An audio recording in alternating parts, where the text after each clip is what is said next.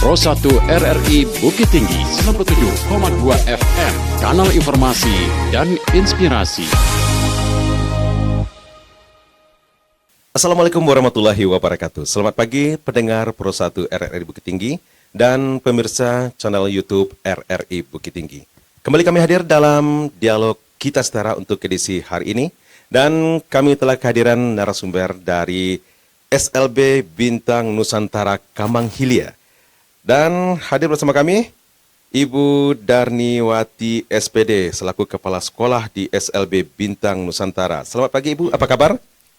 Selamat pagi Pak, Alhamdulillah. Alhamdulillah sehat Ibu ya. Iya. Dan Ibu juga bawa teman ya ke sini ya. Iya, Ada Pak. Bapak Rafil Abdi ya, selaku tenaga pendidik, operator sekolah dan juga seorang guru di SLB Bintang Nusantara Kamang Hilya. Selamat pagi Bapak Rafil. Selamat pagi Pak. Apa kabar? Alhamdulillah. Wow, banyak sekali ya jabatannya di sana. Sebagai seorang tenaga pendidik, seorang guru juga, dan juga seorang operator sekolah di sana. Tentunya dengan tugas yang banyak itu ya, tidak membebani untuk bekerja dengan ikhlas tentunya Pak Rafil ya. Baik Ibu, Bapak, dan di edisi hari ini kita mengangkat topik mengenal sekolah luar biasa sebagai wadah pendidikan inklusif. Nah, mungkin banyak juga ya pendengar kita yang bertanya-tanya nih, apa sebenarnya sih SLB itu? Nah, mungkin Ibu Wati bisa menjelaskan juga nih. Silakan Ibu. Ya Pak, SLB itu kan sekolah, sebenarnya termasuk sekolah formal. Masyarakat pada umumnya menganggap itu informal. Iya. Tapi ini sekolah formal sama dengan sekolah-sekolah SD biasa. Karena kami pun ada izin operasional yang berasal dari kementerian, Iya. dan juga mempunyai MPSN sekolah. Sementara dari pandang masyarakat pada umumnya ini menganggap bahwa sekolah ini sama dengan kursus biasa. Ya, sebenarnya masyarakat juga berpikir ya, karena SLB sekolah luar biasa, masyarakat itu berpikir bahwasanya yang sekolah di sana itu adalah anak-anak kita yang berkebutuhan khusus. Sebenarnya memang seperti itu ya Bu? Tidak Pak. Sebenarnya kan di SLB itu ada 5 ketunaan. Itu memang ada anak tunagrahita, Iya. anak tunarungu, kemudian ada anak autis, anak tunagrahita, dan tunadaksa. Tunadaksa gitu ya.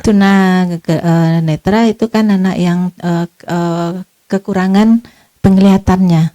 Nah, kemudian tunarungu itu anak yang tidak bisa bicara, yang umumnya orang menganggap itu anak bisu. Iya. Sementara anak autis itu anak yang mempunyai dunianya sendiri itu Pak. Nah, kemudian tunadaksa itu yang anak yang memang dia memang kekurangan dari fisiknya. Nah, yang terakhir itu adalah anak tunagrahita. Anak tunagrahita ini yang ada 2 tingkatan. Ini anak 3, ada anak idiot. Yang disebut anak idiot. Orang itu anak idiot ini adalah anak yang memang dia tidak bisa ngapa-ngapain. Duduk aja dia nggak bisa. Iya. Itu yang disebut dengan anak idiot. Sedangkan anak yang Down syndrome, anak DS yang biasa, yang disebut orang ini anak yang sama seluruh dunia. Itu yang anak Down syndrome. Yang wajahnya sama itu. Nah, itu anak yang Down syndrome. Kemudian ada anak yang C sedang. Anak C sedang ini yang disebut dengan anak yang kemampuan belajarnya rendah. Biasanya itu anak yang mempunyai IQ-nya di bawah 70. Gitu ya. Walaupun ya Ibu mungkin nggak ada kelainan-kelainan yang lain ya, hanya untuk mendapatkan pelajaran atau mungkin mengingat gitu ya, susah gitu ya untuk membaca gitu Bu. Ya, anak yang memang kalau anak itu biasanya dia lupa. Diajar sekarang, besok dia udah lupa lagi. Berarti beda dengan yang lainnya itu Ibu ya? Beda. Sangat Kalau anak tunagrahita, anak tunarungu itu kemampuan otaknya sama dengan anak umum. Cuma dia akan mempunyai kekurangan di bidang fisiknya. Gitu. Nah Bu, dengan latar belakang beragam dari anak-anak yang sekolah di SLB Bintang Nusantara ini Bu ya, apakah Ibu mempunyai kesulitan tersendiri Bu untuk memberikan pelajaran ke anak-anak itu Bu? Rasanya enggak Pak, cuma biasanya kan kami itu menghadapi anak ini individual, jadi rasanya enggak terlalu. Nggak terlalu ya, dengan mungkin keikhlasan juga ya untuk mengajar gitu ya Bu ya. Mungkin. Ya, kita ke Pak Rafil nih. Pak Rafil, dengan begitu banyaknya jabatan ya seperti tenaga pendidik, juga sebagai operator, dan juga sebagai guru, apakah ada kesulitan juga nih dengan tugas yang seperti itu Pak Rafil? Tambah satu lagi Pak, si Rafil ini termasuk dia bendahara bos. Bendahara bos juga, ya. Waduh. Kebetulan kan dia tamatnya SE. SE, iya. Oke, Pak Rafil, silakan Pak Rafil. Kalau dipikir-pikir ya Pak, mungkin hambatan terbesarnya Pak ya, cuma membagi waktu aja Pak. Membagi waktu aja ya. Kadang-kadang kan sedang pas ada tugas dari operator, itu operator dari kerajaan dulu, baru di mengajar tuh ya di ngajar juga ya. Bu. Apalagi nih kalau untuk bendahara bos gitu ya, untuk hitung-hitungannya itu memang harus teliti gitu ya. Iya Pak. Seperti apa nih Pak Rafil untuk membagi waktunya? Palingan Pak, kerjakan yang dulu yang bisa habis dulu Pak. Masalah habis kan, misal bendahara bos kerjaan dulu kan habis tuh kan Pak. Iya. Baru lanjutkan yang dapodik, isi operator segala macam. Setelah selesai baru balik lagi ngajar Pak. Ngajar lagi. Wow, saya hari-hariannya itu sibuk sekali ya. Dan susah sih membagi waktu menuju. Membagi waktunya. Ya kan satu hari itu ada 24 jam ya. Kapan istirahatnya, kapan untuk kerjanya gitu ya. Iya. Oke, kita ke SLB ini ya Bu ya, Pak Rafil ya. Ini kenapa ya? Dan mengapa gitu ya Bu ya, SLB ini penting dalam sistem pendidikan di Indonesia Bu? Mungkin ini kita kan kalau anak-anak yang memang dia butuh pendampingan, memang dia harusnya ke SLB gitu. Harus ke SLB. Kalau tidak ada SLB maka dia di SD akan tertinggal terus.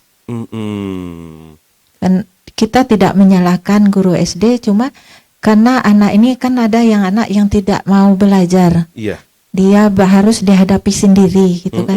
Sementara guru SD kalau dia dihadapi, maka anak yang 30, 35 yang lainnya akan heboh jadinya gitu. Iya, Makanya untuk anak satu orang aja nih, yang lain tinggal gitu yang ya Bu ya. lainnya tinggal. Sementara mereka biasanya anak SD ini, guru SD kan mengejar materinya. Kalau kami di SLB kami tidak mengejar materi, tetapi kami bagaimana anak ini mampu Bisa gitu. bisa gitu. Oke, nah mungkin ya dari sekian banyak orang tua yang mempunyai anak spesial seperti ini Bu ya, banyak nih dari orang tua ini yang tidak mau memasukkan anaknya ke SLB. Itu benar terjadi Bu ya, Pak Rifil ya? Benar ya? Benar Pak.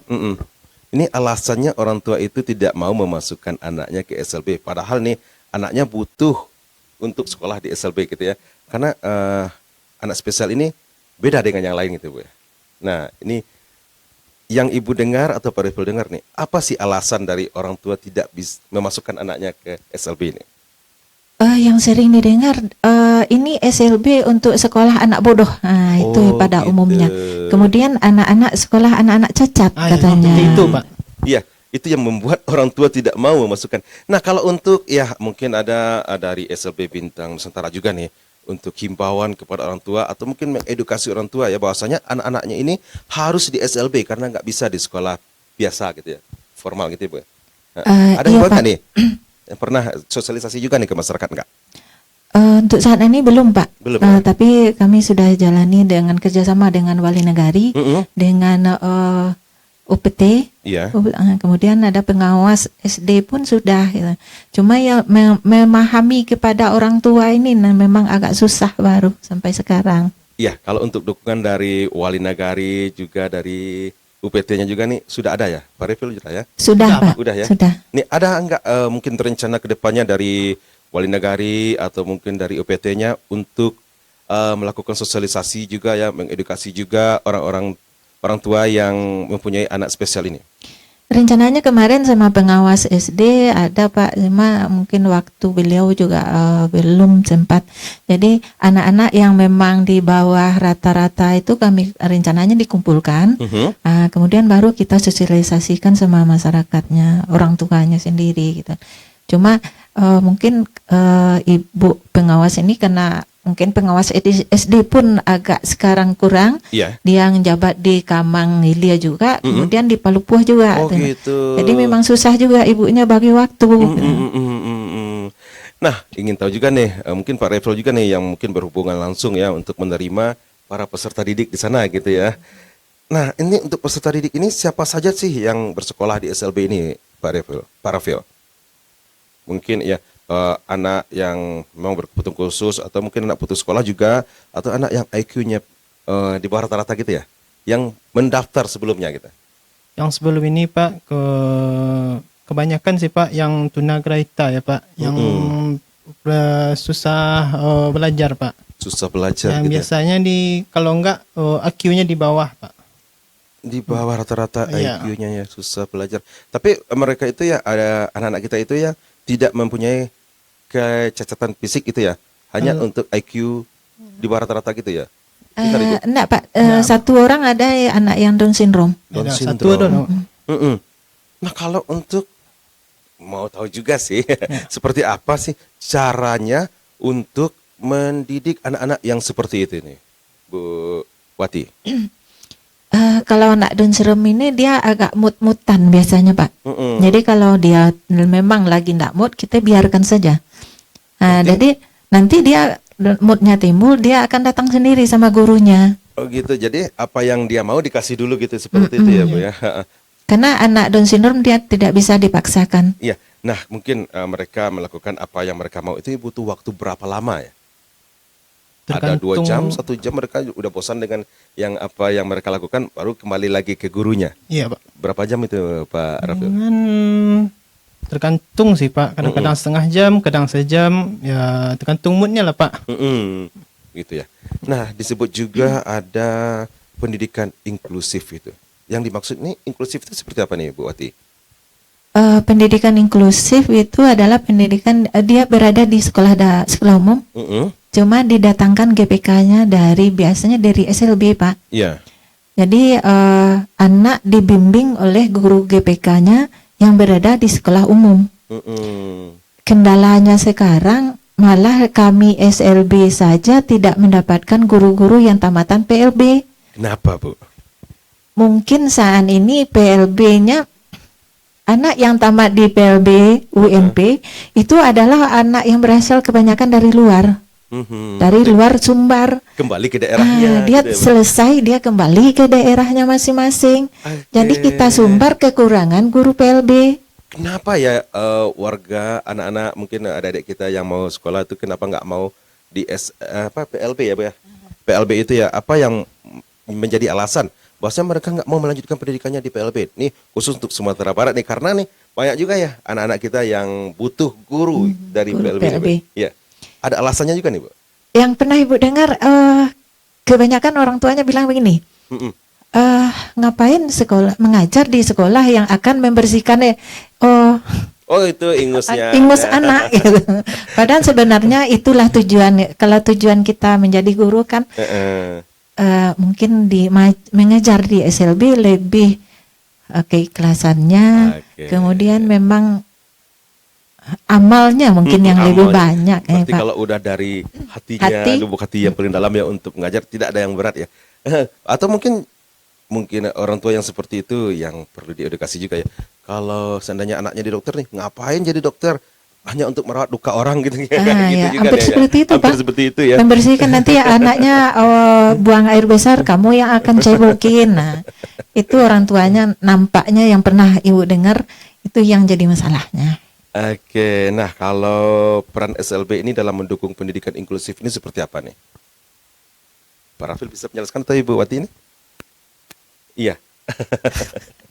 Iya, ini kan SLB ini dalam melakukan pendidikan itu harus mendukung juga pendidikan inklusif juga ya Bu ya. Iya Seperti Pak. apa nih perannya Bu? Ya itu tadi sebenarnya kan sekolah inklusi harus berada di SLB, di bawah naungan SLB. Dan guru GPK-nya pun harus tamatan PLB Sementara di sekolah SLB aja kekurangan guru tamatan PLB. Ini tamatan ekonomi nih Pak Rafil ya. Iya Pak. Mengajar di SLB nih. Iya, ini kalau Pak Rafil nih kalau kita lihat nih latar belakang pendidikannya bukan dari PLB tapi mau mengajar di SLB nih. Alasannya apa nih Pak Rafil? Yang pertama sih Pak ya, melihat anak-anak tuh Pak terpanggil hati Pak. Anak-anak tuh kan mempunyai kesempatan yang sama untuk kuliah sekolah sana Pak. Iya. Berarti mempunyai kesempatan untuk mendapatkan pendidikan yang sama. Iya, tapi tidak di tempat yang sama gitu ya. Betul, Pak Pak. Rafil ya. Tapi kan metode pengajaran yang berbeda Pak. Nah, ini kan latar belakangnya SE, ngajar nih SLB. Pak Rafil punya trik atau mungkin punya alasan atau trik ya yang mengapa Pak Rafil bisa mengajar di SLB ini? Trik Pak, mungkin cuman awal-awal nggak bisa. Nggak bisa juga ya? Nggak bisa. Belajar Pak. di mana nih? Ya belajar otodidak aja Pak. Otodidak aja ya. Ya. Mungkin lihat mood anaknya bisa diajar dulu Pak. Kalau enggak lah mulai rewel, nah tuh stop sebentar dulu Pak. Iya, stop dulu ya. Kenapa dulu enggak di PLB aja nyanjutin pendidikannya? Kan waktu itu Pak, enggak dulu minat dulu Pak. Minat ya. Pengana untuk kasih itu tuh enggak dulu Pak. Berarti setelah tamat mendapatkan pendidikannya di ekonomi, iya, lihat anak berkebutuhan khusus atau mungkin anak-anak yang butuh sekolah di khusus gitu ya, jadi terpanggil hatinya gitu ya. Iya Pak. Itu tahun berapa nih? Hatinya terpanggil mau mengajar di SLB ini. Kebetulan kan baru Pak. Baru ya. Baru Pak. Baru tapi sebelum-sebelumnya juga nih pernah melihat anak-anak itu ya. Iya Pak. Kadang-kadang kan di sekolah biasa anak-anak yang itu kan Pak. Iya. Agak tertinggal mana Pak. Oh gitu. Kadang di mana mau dulu? Di orang lah 10 lah dino cuman 5 misalnya kan Pak. Jadi malah nomor diejek-ejek kadang-kadang Kasihan kadang juga ya, iya, merasa kasihan. Kadang amodo segala macam kan. Iya.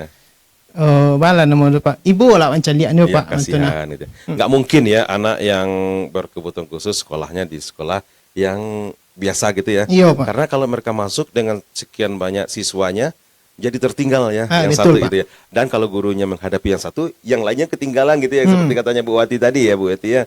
Nah, jadi ribut gitu ya. Ribut.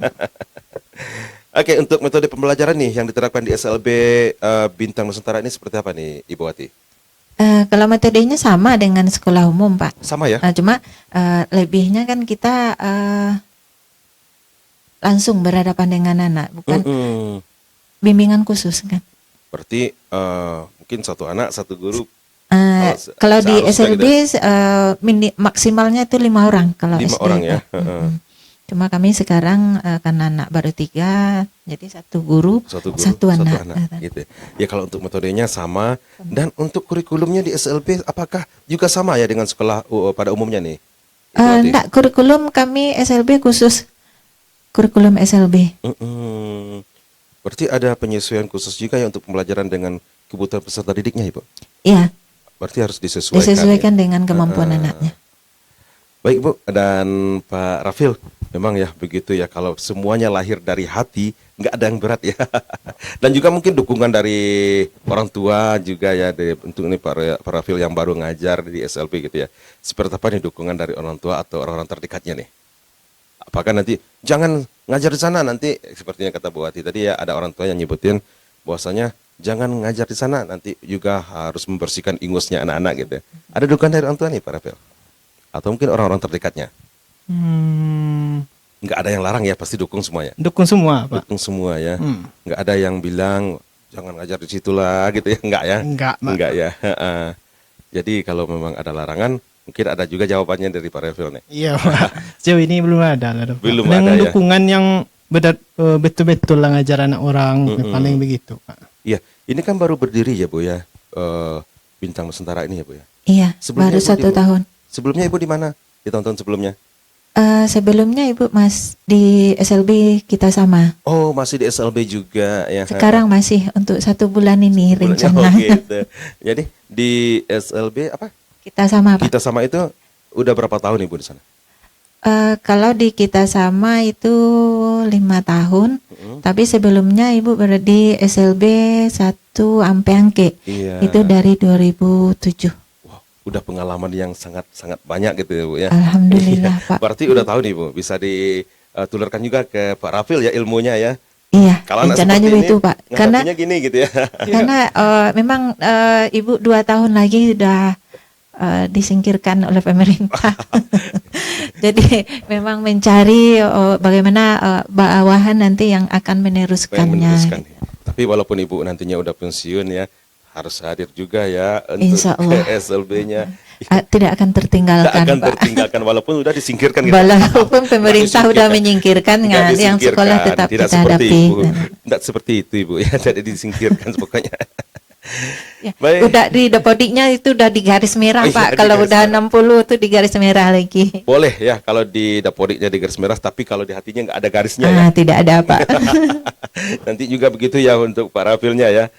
Insya Allah. Walaupun nanti udah masuki masa purna, tapi tugasnya masih tetap jalan terus ya. Setidaknya untuk menularkan ilmunya ke yang baru-baru gitu Bu, ya. yang ke yang baru Karena masih nanti. banyak juga nih anak-anak kita yang butuh pendidikan yang di SLB gitu Bu ya. Iya. Baik Pak Rafil dan Bu Wati ya, kita jeda sejenak ya dengan yang berikut ini. Pro 1 RRI Bukit Tinggi 97,2 FM, kanal informasi dan inspirasi.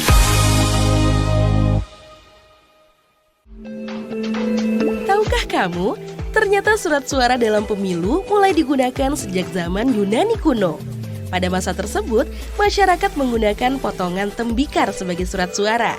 Nama kandidat pilihan ditulis pada potongan tembikar itu. Kemudian, surat suara yang benar-benar terbuat dari kertas pertama kali digunakan pada tahun 139 sebelum Masehi di Roma, namun sempat terputus. Pada tahun 920 Masehi, masyarakat India kuno di Tamil Nadu menggunakan daun palem sebagai surat suara dalam pemilihan majelis desa.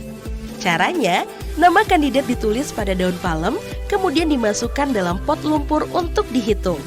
Surat suara kertas kemudian digunakan kembali di negara bagian Victoria, Australia pada tahun 1857. Surat suara ini berisi daftar semua kandidat. New York adalah negara bagian Amerika Serikat pertama yang mengadopsi jenis surat suara tersebut. Secara bertahap, surat suara ini kemudian diganti dengan tiket yang dicetak oleh partai untuk menunjukkan kandidatnya. Selanjutnya, surat suara makin berkembang dan diadopsi di hampir semua negara.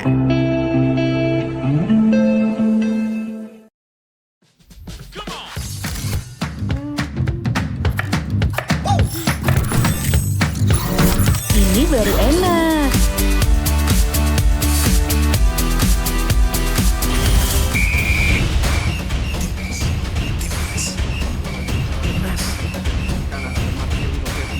Bentar Mi. Ngapain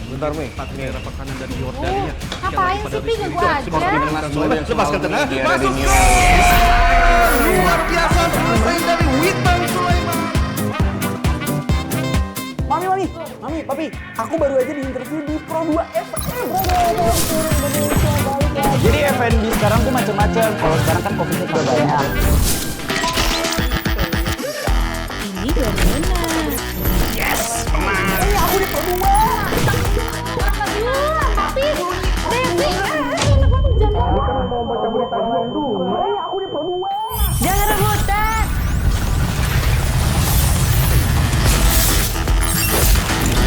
Eits, jangan rebutan. RRI bisa dinikmati dari mana aja dan di mana aja. RRI multi-platform, multi-konten.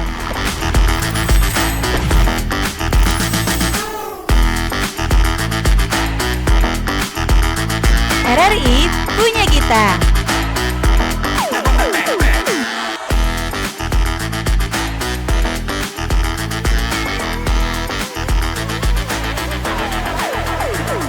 Baik pendengar Pro 1 dan pemirsa channel YouTube RRI Bukit Tinggi, kembali kami lanjutkan ya. Dialog Kita Setara di edisi hari ini ya. Masih bersama SLB Bintang Nusantara Kambang Hilia. Ya, masih bersama kepala sekolah dan juga seorang guru, juga tenaga pendidik, pengelola BOS. Banyaknya jabatannya ya, jadi lupa nih banyak ya. Dan juga operator sekolah juga nih, ada Pak Revel juga. Nah, Ibu Wati dan Pak Revel, ini sebagai seorang guru di SLB ini, kita harus mempunyai apa yang harus dimiliki oleh seorang guru SLB? Yang pertama sih Pak ya, yang harus perlu adalah kesabaran Pak. Sabar itu pasti ya, Pasti. harus ya. Harus Pak. Ini kan latar belakang anak-anak kita yang sekolah di sana gitu ya. Iya Nah, Pak. Yang kedua sih menurut saya sih Pak ya, Iya, tulus untuk mengajar Pak. harus tulus ya, harus ikhlas gitu ya. Tidak ada apapun itu pekerjaannya harus dilakukan dengan ikhlas, dengan kesabaran. Tidak ada pekerjaan yang dilakukan dengan tidak ada kesabaran gitu ya. Terutama nih menjadi seorang guru di SLB ya. Iya, Pak Rifli, betul sekali, Pak. langsung berhadapan juga ya. Dan juga tidak hanya satu tugas ya di sana Iya, gitu ya, Pak. untuk sementara. Nanti juga nih bisa ya Bu ya. Nah kalau untuk Ibu nih, karena udah sekian lama ya mengajar di SLB itu ya, ada yang bisa Ibu sampaikan seperti apa yang harus Ibu miliki, yang Ibu miliki sekarang ya, untuk ditularkan lagi nih kepada guru-guru SLB yang lain.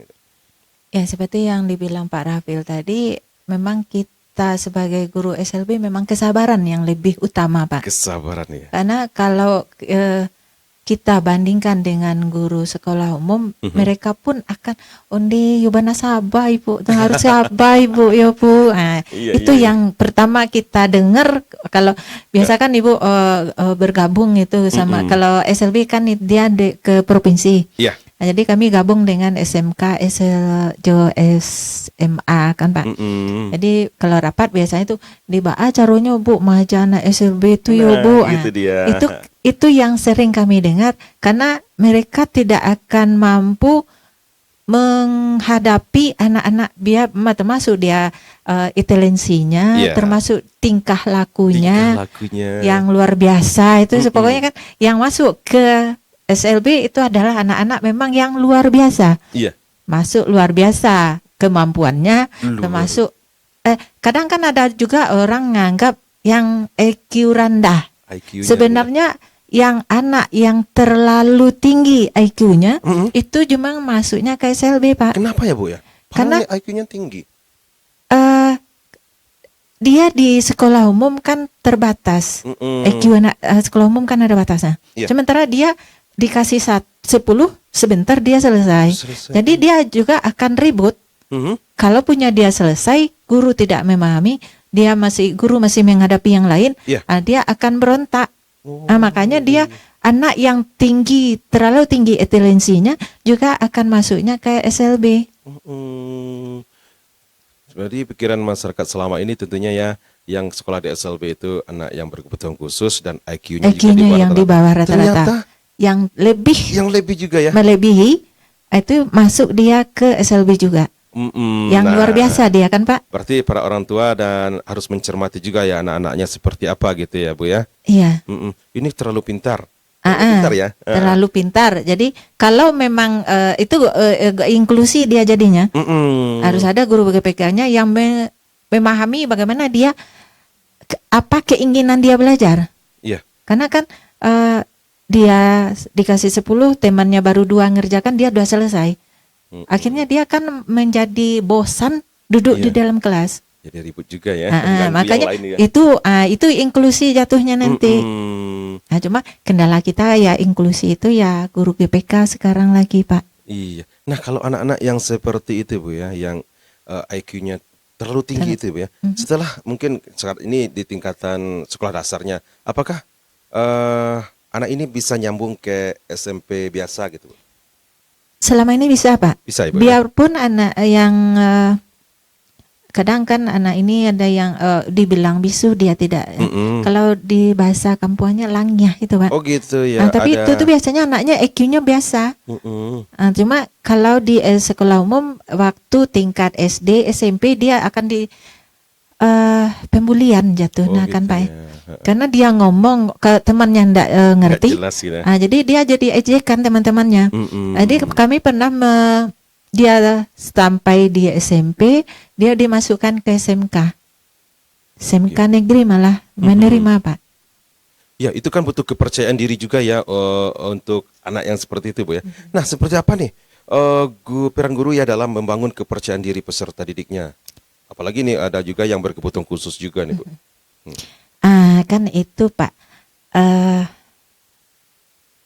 Jadi kita menanamkan ke anak, kita ini adalah ciptaan Allah. Kita sama. Kita punya kekurangan, pasti kita punya kelebihan. Belum tentu orang yang lengkap, orang yang cantik itu mampu dia di belajarnya. Jadi itu yang kita tanamkan. Kita punya kekurangan, kita pasti punya kelebihan. Ada kekurangan, ada kelebihan. Gitu ya, jadi kelebihan anak ini yang kita cari, kita munculkan. Nah, kalau untuk mengenali potensi anak yang sekolah di SLB ini, dari pengamatan Ibu atau Bapak Rafil ini seperti apa nih untuk mengamati? Nih anak ini sebenarnya mampunya di sini. Itu dari mana dilihatnya, Ibu? Biasanya kan dari sehari-harian kita akan lihat. Misalnya kita beri dia awalnya biasanya kami memberi pewarnaan, mewarnai.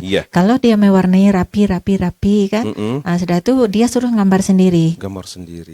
Kalau dia menggambar sendiri rapi, berarti itu kemungkinan dia melukis bisa. Nah Bu, di SLB Bintang Nusantara nih, apakah Ibu saat ini sudah menemukan bakat dari peserta didik di sana?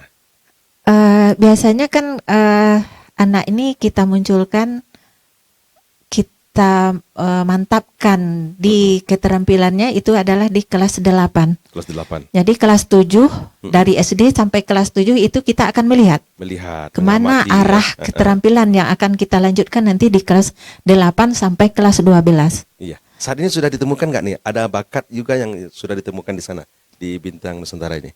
Ada satu anak sekarang yang kelas 7, kebetulan dia perempuan. Itu lihat dia agak arahnya ke tata boga dan tata busana. Jadi dua itu yang Ibu nanti di kelas 8 dia harus milih salah satu. Tata boga atau tata busana. Kalau dia diduakan, kita kan tahu kemampuannya berapa kan.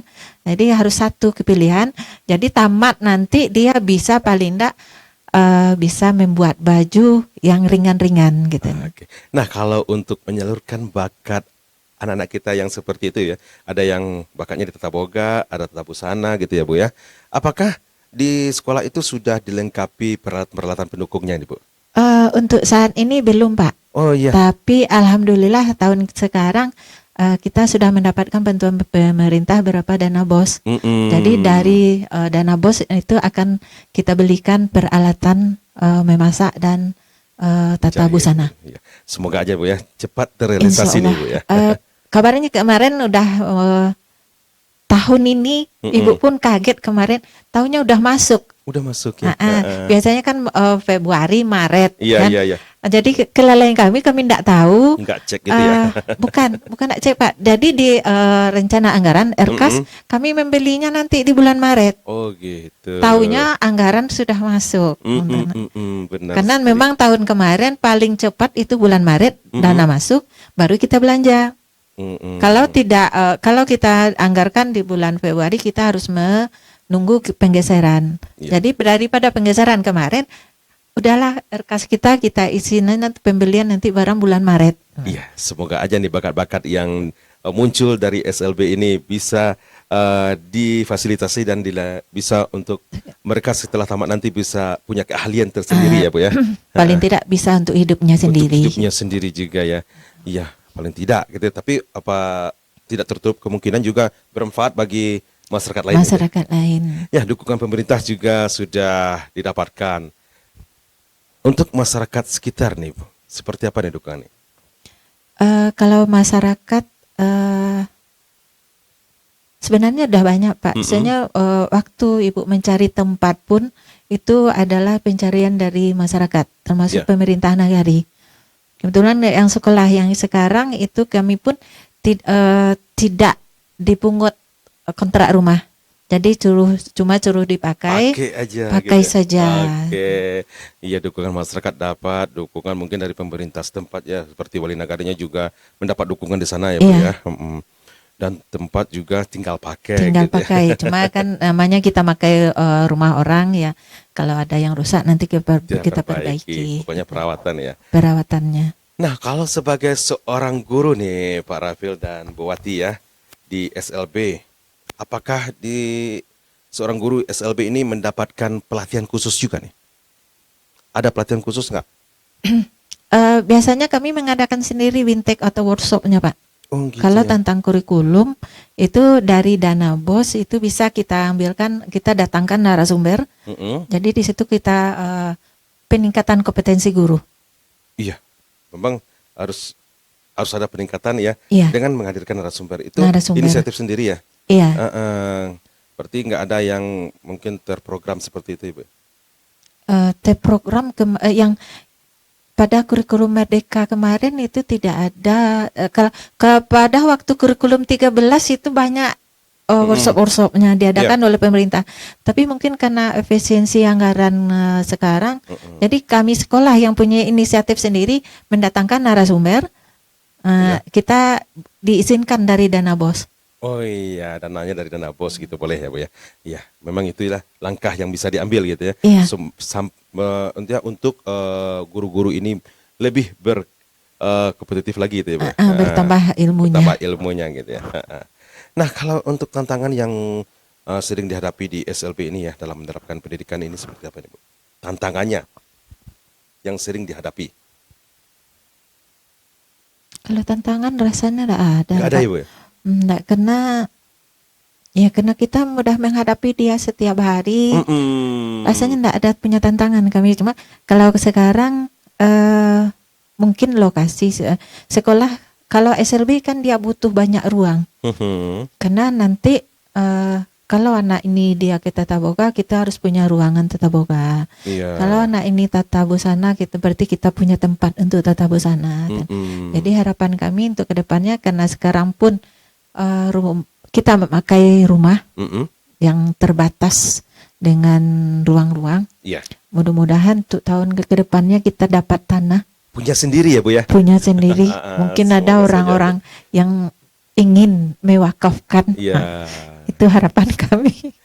Ya, semoga aja nih mungkin ya kalau ada nih yang mau mewakafkan tanahnya untuk SLB ya. Alhamdulillah Ibu ya. Alhamdulillah kami terima dengan lapang dada. Nah Pak Rafil ya, sebagai guru juga ya, baru di sana gitu ya Pak Rafil ya, punya tantangan tersendiri nggak? Karena Ibu ini udah terbiasa gitu ya menghadapinya. Nah karena Pak Rafil ini kan baru gitu ya. Baru Pak. Ada tantangan nih yang pertama sih tantangan Pak ya. Bagaimana cara menghadapi anak-anak kok Pak? Bagaimana trik-triknya untuk mengajarnya, palingan itu Pak. Iya. Berarti tantangannya ke anak-anaknya Anak-anak gitu ya. Pak. Tapi triknya udah diwariskan oleh trik diwariskan dari Ibu Wati juga. Iya nih. Pak. Bu Wati ini sering-sering juga nih ya, ilmunya dibagi gitu ya ke Pak Rafil ya. Iya, mungkin Bu Wati ya, untuk Pak Rafil sendiri mungkin udah dicurahkan semuanya gitu ya Bu, ilmunya yang didapat Bu. Ya mungkin yang setahun ini Pak, kebetulan Ibu jabat 2 kepala sekolah kan. Jadi induk Ibu kemarin masih di kita sama, SLB kita sama. Sementara di Bintang Nusantara itu Ibu masih PLT. Cuma bulan ini sudah pindah data, Ibu di induknya di Bintang Nusantara, PLT di kita sama. Jadi udah fokus ke Bintang Nusantara. Oke, dan juga bisa fokus lagi transfer ilmunya juga ya. Insya Allah Pak. Ini hanya 2 orang aja pendidiknya? Enggak, Ada kami berapa? ada berempat, Pak. Oh, ada berempat. Oh, iya, iya, iya. Cuma yang kedua sekarang lagi menghadapi anak-anak di sekolah. Iya, iya, nggak bisa ditinggal Ibu ya. Nggak bisa Nggak bisa ditinggal. ditinggal. Ya, dukungan masyarakat dan pemerintah sudah didapatkan ya untuk SLB ini ya Bu ya. Mungkin ada harapan nih ke depan bagi SLB dalam mewujudkan pendidikan yang setara. Harapan Ibu nih? Harapan Ibu sekarang ini ya anak-anak ini memang kalau memang dia butuh bimbingan, anak ini memang ke SLBJ sekolahnya. Iya. Jadi tidak bertahan dia di sekolah umum. Karena kemarin ada juga Ibu dengar dia udah kelas 6 sekarang tapi belum bisa membaca. Belum bisa membaca. Nah, kan sayang kita Pak, umurnya udah lanjut cuman membaca dia masih belum. Iya. Di sama pengawas SD pun Ibu sudah sampaikan kalau memang anak itu memang nggak bisa, sebaiknya memang biarlah dia nanti 1 tahun 2 tahun di SLB. Kalau dia mampu, kita akan pindahkan dia ke sekolah umum kembali. Begitu ya Bu ya. Jadi kalau udah mampu bisa membaca sekolahnya di sekolah umum. Bisa dia membaca. Biasanya anak kalau matematiknya lancar, matematiknya dia bisa. Iya. Kalau membaca yang tidak bisa, itu bisa kita kejar. Dia bisa membaca, dia paham apa yang dia bacanya. Karena pernah begini Pak, anak ini memang matematiknya agak cepat dia. Kemudian tapi membaca dia tidak bisa. Iya. Sementara yang membaca seluruh pelajaran itu harus bisa membaca. Jadi waktu itu kita kejar dia 2 tahun membaca. Setelah itu dia dipindah ke SD. Kembali ke sekolah umum, malah di sekolah umum dia jadi juara. Jadi kami di SLB pun itu satu kebanggaan. Anak ini pindah dari SLB, tapi dia bisa. Gitu. Malah sekarang dia sudah jadi PNS dia Pak.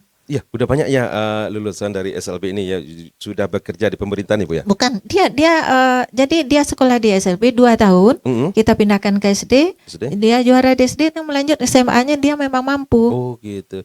Ya, kalau untuk di SLB sebelumnya nih Bu ya, tamatan dari SLB yang Ibu pimpin sebelumnya, apakah sudah bekerja di pemerintahan atau mungkin bekerja di tempat lain Ibu ya? Sukses gitu ya? Kalau yang dari kita sama belum ada yang tamat belum SMA. ada. Oh masih Pak. baru juga ya Bu ya? Karena juga ada cerita juga nih dari SLB yang mengisi kita setara sebelum-sebelumnya Bu ya, sudah ada yang bekerja, gitu Bu. Sudah bekerja dan juga ada bakatnya. Mereka itu sebagai mekanik sepeda motor udah bekerja dia, gitu, bisa seperti itu Bu ya. Yang dari SLB MP Angkear itu dia mampu di ukiran, dia masuk ke SMK Ampe Angke, dia selesai kabarnya memang sudah bekerja dia Pak. Tapi kita berharap anak ini kalau memang seperti itu dia tamat SMP baru kita pindahkan, karena kalau di SMP anak ini pembuliannya lebih kuat. Iya. Anak ini kalaulah dia kena pembulian, namanya anak sedang perubahan kan Pak. Karena dia pembulian, maka dia akan drop. Iya. Nah, tapi kalau dia udah tamat SMP, anak-anak SMA pun pembulian agak kurang kan, main cemeeh, nah, gitu kan Pak. Sekali Bu ya. Berarti kan kepercayaan diri mereka tuh sudah dibangun gitu di SLB ya Bu ya. Iya. Iya, karena tadi ya, karena di balik kekurangan pasti ada kelebihan. Itulah untuk yang membuat kepercayaan diri mereka itu timbul gitu ya. Itu katakan ke anak-anak kita itu setiap hari Bu ya. Iya. Setiap hari. Setiap hari kita sampaikan. Jadi dia merasa dia memang merasa sama dengan yang lain. Luar biasa Ibu ya.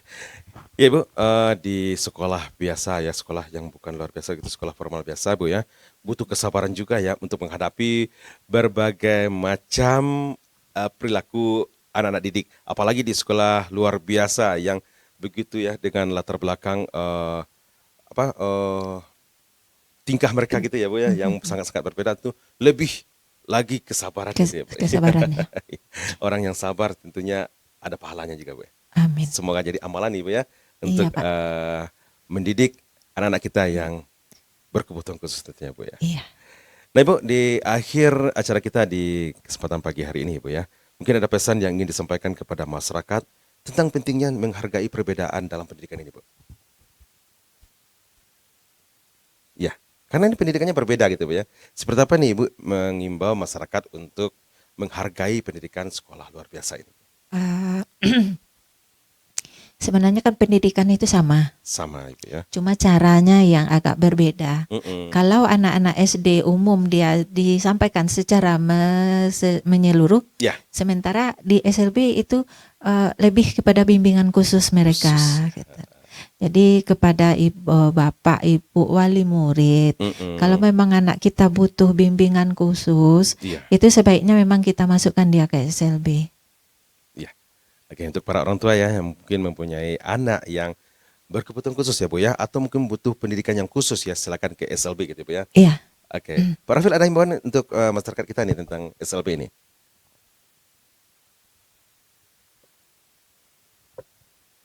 Ya, himbauan untuk masyarakat ya agar SLB ini berlanjut dan juga anak-anak yang mungkin butuh sekolah di SLB itu ya silakan aja masukkan ke SLB gitu. Diimbau kepada orang tua murid, kalau emang anak-anak kita itu kurang mampu untuk belajar atau lama untuk memahami, mudah-mudahan akan saya harap dipindahkan ke SLB. Ya, oke. Tentunya bagi orang tua ya silakan aja, jangan simpan anaknya di rumah. Mereka butuh pendidikan yang sama.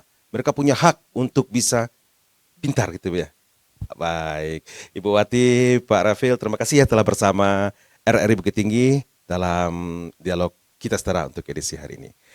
Baik pendengar, dengan memahami peran sekolah luar biasa ini, kita belajar bahwa setiap anak memiliki hak yang sama untuk mendapatkan pendidikan yang layak tanpa diskriminasi. Semoga acara ini dapat membuka wawasan kita bahwa sekolah luar biasa adalah bagian penting dalam mewujudkan pendidikan inklusif dan berkeadilan. Baik pendengar, sampai di sini kebersamaan kita dalam acara Kita Setara untuk edisi hari ini. Sampai jumpa lagi. Wassalamualaikum warahmatullahi wabarakatuh. Pro 1 RRI Bukit Tinggi 97,2 FM, kanal informasi dan inspirasi.